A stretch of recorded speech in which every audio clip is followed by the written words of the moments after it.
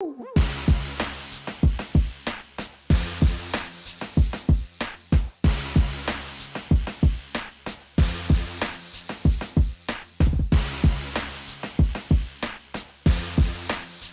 and welcome to the Hopcast. Thanks for coming back, everybody. I'm Brad Chmielewski. My name is Ken Hunnemeder. And we're on location again. We're on a roll. Yeah, we're really killing it now. Right, yeah. It's not just us sitting on a fucking couch drinking beer, blah, blah, blah. We're at a brewery, a Chicago brewery, and it's great.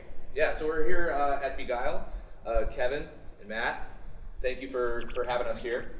Thanks for coming. Glad to have you. Yeah, this is it's quite a space.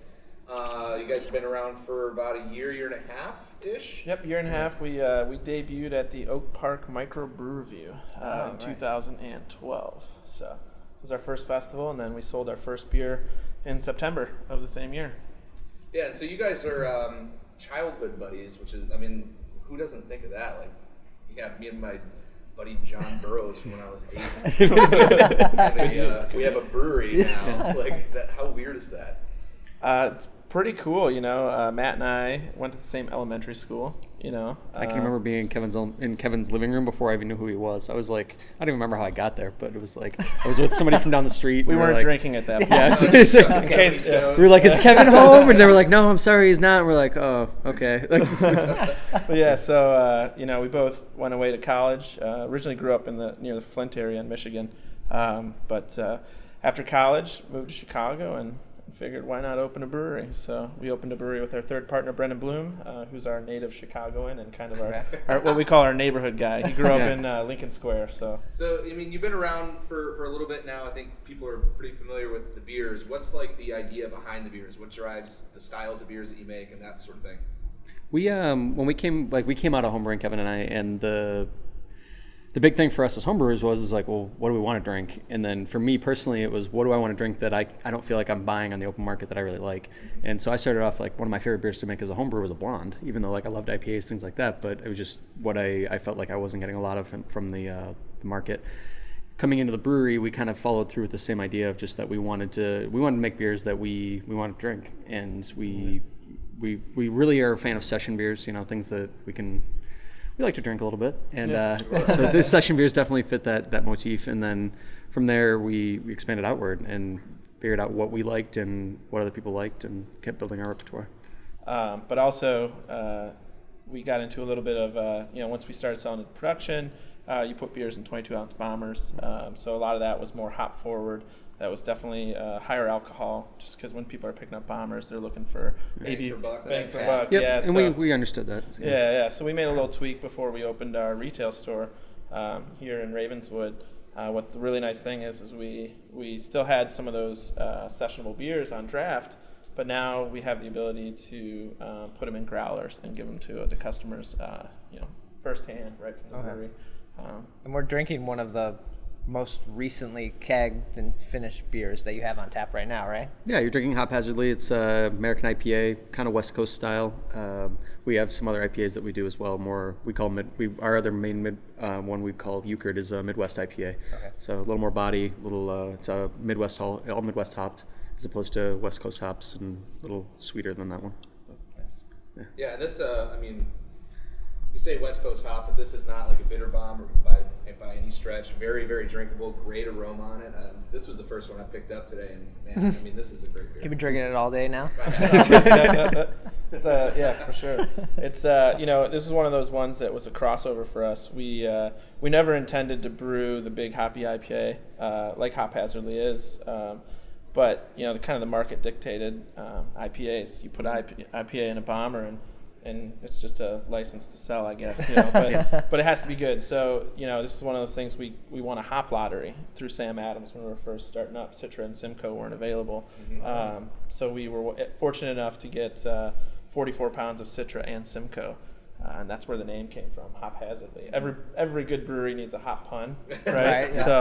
So haphazardly or by chance, we got the hops to brew this beer, and so now we can brew it. And it was supposed to be like a one-off or an every once in a while beer, but we've been fortunate enough to get hops from other brewers in Chicago to help us out. Yeah, a lot of trading, but to acquire the hops that we need to brew this beer year round. So. And you keep expanding because you mentioned the tap room here. That is what, 2 months, month old now? 5 weeks. 5 yeah. weeks. Yep. So- Yeah, it's been great having the public come in and check it out and able to taste the beer before they buy it. That experience of being able to actually try the beer and before you buy it, you walk into a store and you kind of see it on the shelf, but the best way to convince someone to drink a beer is to actually have them try it. Right. Yeah. It's kind of set up like the half acre model was initially. Yep. When they first got rolling. So, pretty soon you guys are going to be just taking over the block, right? Just Right. like that. Yeah, we figured we got a lot of room to grow in this space, so why not just put down a nice solid footing and then kind of go from there, let the kind of market dictate what happens next. So. Yeah, so we started out in the kitchen, when we first had the idea to open a brewery. We wanted to figure out how could we start up a little differently, and that started the whole community-supported brewery model of doing growler shares. And then we found the space that we wanted to rent here in Ravenswood. It was a little bit bigger than what we were looking for. We were going to have a 75-gallon brew house, 2-barrel brew house. Measuring in gallons. Measured in gallons still. So it's like that next step from home brewing. It was kind of our way to kind of educate ourselves and learn on our feet, but we also didn't need a 4,500 square foot warehouse at that time. Okay. So we built 4 artist studios. We split the space in half, and we subletted. Our landlord was cool enough to let us sublet to artists, and we still have 2 of those 4 original artist studios. So inside the brewery, we actually have some artists in residence, or they have their studios. It's their space, and they do their craft in there. It's really cool. And they're our your friends craft too. here. Yeah. It's like it's an art of a different medium, right? Yeah, it's really inspiring. It's cool. One of the artists is she recently got a commission, and so it's cool to walk down the hallway and she's working on her thing, and we're doing our thing. It's just kind of a cool sub community within a community, I guess. A lot of times we're pretty beer heavy, or we go around in the craft beer community, but it's cool to have that other thing going on, which is super talented artists who are willing to pay us rent. Are you taking account the amount of beer that they're drinking into the rent? We Is that an issue? no, we don't take it into account. But it's funny because I'm thinking back to like the early, like I say early on, but I'm thinking like a year ago, which feels like an eternity. It feels like an eternity when you're trying to start a brewery. But a year ago, like walking in and being like, hey, try this, and like there are friends through being here that we become friends, and like they would immediately give honest feedback, or like they're into beer, so it was awesome to have that relationship and really be able to work with them. So you mentioned the little kind of growler share type thing. Talk about that program that you've got going on. We set out to do a community supported brewery. Kind of the idea behind it is community supported agriculture. You get a box of vegetables every week, usually straight from the farmer. So we want to do the same thing but with beer. And we have 200 members that pick up a growler or 2 growlers a month for 6 and 12 months, and sold 200 shares in December, and it sold out in 7 days. Wow. Yeah. So is that going to be a thing, I guess, in the future? Are you going to open up more shares so other people can get involved, or like is it like you're on a list now, and once someone's like, I don't want all these beers anymore, I'm out. Right. It's kind of like a learning curve, as much as it is opening a brewery. You kind of learn new things every day. So we have 200 customers that are coming in every month, and they're giving us their feedback. They're telling us, what they'd like to see. They're also doing, additional purchases, and we learn a lot from them. But with the actual CSB itself, it's more about learning how we can manage all that data. Okay. We got to keep track of each person coming in. So as of right now, we don't have any plans to open it up to any additional above 200. But if we figure out how to hone it in and really track as many as possible. Right now our waiting list is 250 people. Okay. We were again kind of blown away by that, because we kept talking about the idea, and there'd be an article about it here or there, and at some point it became, are these guys going to do it, or are they just going to keep talking about it? So who's copied you now that you guys did it? Has it been somebody else? I haven't Just heard. drop the name right now. Who stole this idea? Right now. Right now. No, I haven't heard of anyone else new, but there are a few small breweries across the country that are also doing it as well. Cool. There's a brewery up in Madison called House of Brews. They do a CSA or CSB model. And actually, when we set out to do it, we kind of said, if this works, like, one, it's got to work, and two, if it does work, we don't mind if people copy it, because we don't have a tap room right now. We don't have a place where people can come in and drink. We can't have a mug club. This is kind of our version of a mug club. So they get a discount on purchases. We have members only parties where they can come. They get to put on their members only jacket and drink some beer. But yeah, no, it's cool. It's just a different way to connect with. A lot of them are neighbors. A lot of them are people in the neighborhood. Was surprised. One of the cool things was on our member night, we had some guys come in, a group of guys and girls that came in and didn't realize that their friends had signed up. And they're like, "Oh my God, you guys are in this too." And it was just like, I don't know how that happened, but you're not very good friends. Sweet. Right, that too. But no, it's just kind of neat to see that it wasn't the amount of reach that we had with the CSB and the dynamic that we could achieve is pretty cool and inspiring. To see the support that people gave us, like before we even had the retail space open, was amazing to me. Like that's a leap of faith, right? Like to step out and say, like, yeah, we want to support you, and we want to support your beers and everything, and we hold that in high esteem, and we appreciate those people. So yeah, you've had I mean, the thing to note about this brewery is that it's right in the middle of a neighborhood, so you've got a lot of people you're talking about people just, hey, dude, fucking open the door. Right. We definitely had a lot of that. Our neighbors, I think, were more upset about the time it took us to open up than actually having a brewery across the street. We're very fortunate to have some of the best neighbors in the city. And yeah, it could be worse where they're like angry and like, oh no, don't bring that beer into my my kids. The riffraff. Yeah. So it's been really cool to get to know the neighbors. They become repeat customers because they have a brewery 2 blocks down, and I was so excited that there was a brewery here that I moved a block and a half away. Okay. So yeah, and you just got to get away from the wifey. And so there's about 10 beers on tap, not really on tap, but you can get to go, right? Yeah, about 10. Yeah, we're shooting for around 6 to 8 at any one time.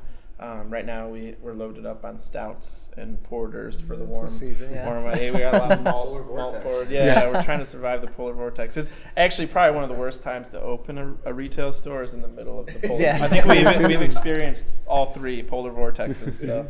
But it's really amazing to see. Chicagoans are really tough. Some of our coldest nights have been our best nights, and I don't get it. I all. I'm like, I would stay in. I would be drinking. Well, they probably ran out of beer, and they're like, "Oh, that this could be. We gotta get there. They're right down the street. We should probably check them out." So that was a preparedness issue. Yeah. And with the growlers, you have this crazy system for filling them, right? It's not your normal hose. Yeah, we call them Hans Gruber. Yeah. We have a counter pressure growler filler. It came from Austria. It's basically the same technology that you would use that is implemented on a bottling line. So it seals the growler to the top of the vessel and purges all the oxygen out with CO2, brings it up to pressure, and then the beer flows in under counter pressure and releases it, and then we cap it. So it's an awesome fill. Yeah, I mean that's an issue with growlers because you never know. I mean, someone's gonna pick them up. Sometimes just on a whim. Sometimes it's like, I'm gonna pick it up because I'm gonna drink it now. Sometimes it just sits around, and then your beer's stale, and you don't want that. They don't want that. Yeah, so. Yeah. As a consumer myself, drank a lot of growlers, and I've ruined a lot of really good growlers. Leaving them in the car, or letting it sit too long in the fridge, and you get to it and it's flat, or So that was just really important to us to see if there's a way that we could elevate the growler or the concept of the growler. And the counter pressure filling is really cool because it also reduces the waste. So if you think about the normal method, which we use to fill our 32-ounce growlers since they don't fit on the machine, just a 64-ounce and 2-liter, but they foam over and you lose a little bit of beer. And with that beer, we call that shrinkage or beer shrinkage. So lost product it's an accounting term. Sorry. Kevin's a recovering accountant. Sorry. But yeah, so we wanted to do something that could mitigate that, and with the machine we have about 2% loss on filling. That's incredible. And Does it last any longer? Oh yeah, there's I mean the oxygen because it's purging all the oxygen out. that initial fill, you're not mixing all that oxygen into the beer.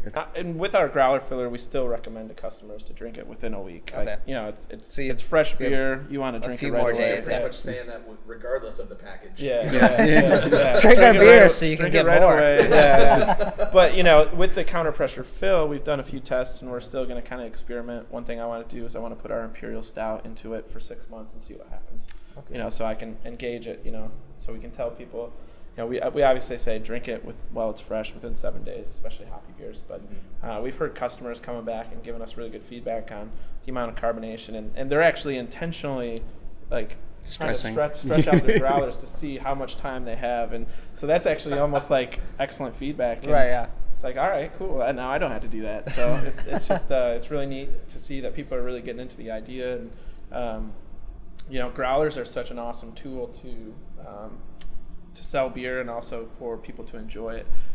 People taking growlers to parties to share, whether it's a dinner party or coming up as St. Patrick's Day. So, you know, things like that. Just the idea of sharing, and it's a way for us to get new people interested in our product. So quality has been a big thing. I mean, you're putting a lot of money into that machine to do the counter pressure filling. You've recently made a new hire, and that usually says a lot about a brewery. Like, what's your first hire, other than the people that like built it up? Yeah. So December 1st, we took on our first employee, Liz French. Shout out. Hey, Liz. She's at home right now. Yeah. She's her weekend started today, so. So she started off she volunteered with us. She was doing an amazing job as a volunteer, and I know it sounds weird, but for a small brewery that has only the founders, to have somebody who's reliable, and that was like the first thing out the gates. We're like, oh my God, she's amazingly reliable. And then from there, she was like, we were working really well together, her and I was like, wow, like this is great. So we started paying her part-time to help us, and then when we realized we needed to hire somebody, we immediately like we shot her an offer, and we were very intimidated because we were like, well, she's a doctor, so like is she as a doctor Probably gonna say no. Yeah. And she surprisingly was very excited, and she was all on board, and we were honored and happy to bring her on. And so she's going to be doing what for you? So she's in charge. Technically her title is assistant brewer, which is unfortunate because it doesn't really reflect what she's been doing. But when Liz came on, we put in the lab, and in the lab she started taking on more responsibility with making sure we got more accurate in our pitching rates, analyzing DO, tracking the beer a lot closer. Allowed us to make a lot of jumps in identifying issues in the beer. Next week we're actually going to start getting into the micro side of it, and we'll be plating things out and identifying potential issues going on. It's pretty incredible for a brewery this size to have, pretty much a microbiologist on staff. We're pretty. Wait, you have a lab? We're pretty excited, and like a black one or a yellow? His name is Gus. But yeah, it's been great. We're batting 1,000 for our hire rate so far. So, but no, it's a small operation. Only having 3 people. We probably couldn't have done this solo. One of the things that we stress a lot is that we've leaned on each other a lot to start this brewery, working our full-time jobs while still starting out. And so now it's kind of nice to spread our wings a little bit and bring new people on board and kind of hopefully develop a really nice culture. And we really aspire some of our other Chicago breweries that we've kind of grown up learning from, aspiring to emulate what they have. And it's such a cool scene here. And we're glad that Liz chose us over a lab job. So now we just have to keep her. Or teaching, yeah. Or teaching, yeah. Well, all the beer has been great, and it's our first time here, so we've had other beers that you guys have done, and great, and seeing you guys grow. And so if anyone else hasn't been up here or had your guys' beer, definitely check it out. Yeah, I mean, great neighborhood brewery right up here in Ravenswood. You can come in, grab a sample, certainly get some beer to go. Don't bring your lawn chairs and sit out front. I don't like that so much. But everything else goes, I think. Pants are optional. Yeah. Yep. All the rules. Yeah, we have a pants optional brewery tour every Saturday at 11:30. So Justin Maynard lead that one? He does, yeah. He brings a 24-pack of tacos, and it's our most successful tour yet. So for sure. Well, thank you guys. Yeah, cheers. Thanks for having us. like such against the rules, but there's a little bit in there. Thanks. Oh, sorry. Thanks for Sorry, I watching. got to drop 2. It's cool. Cheers.